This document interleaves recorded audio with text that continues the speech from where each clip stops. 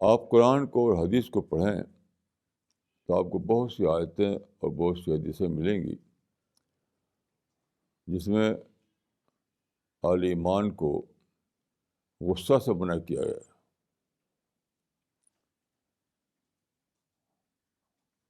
بہت ہی شدت کے ساتھ منع کیا گیا ہے.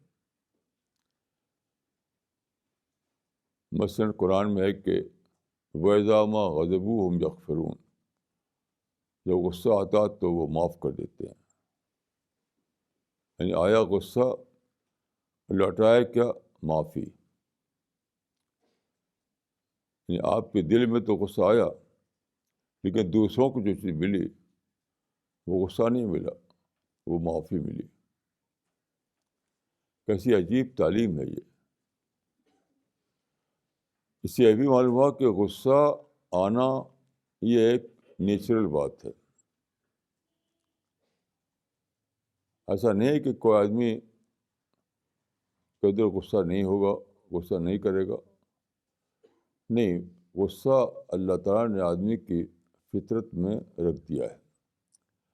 تو غصہ تو بہرحال آئے گا جب کوئی چیز آپ کو اپنے خلاف محسوس ہوگی،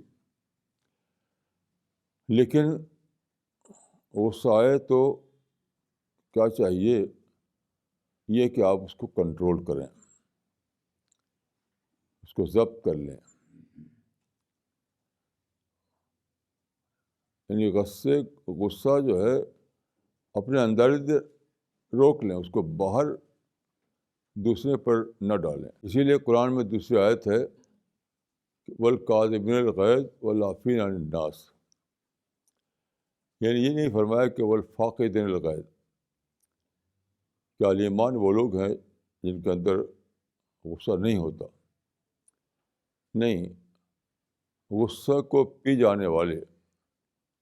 یعنی غصہ تو آئے گا لیکن اس کو اندر ہی اندر کنٹرول کر لیں. یہ ہے اہل ایمان کی صفت.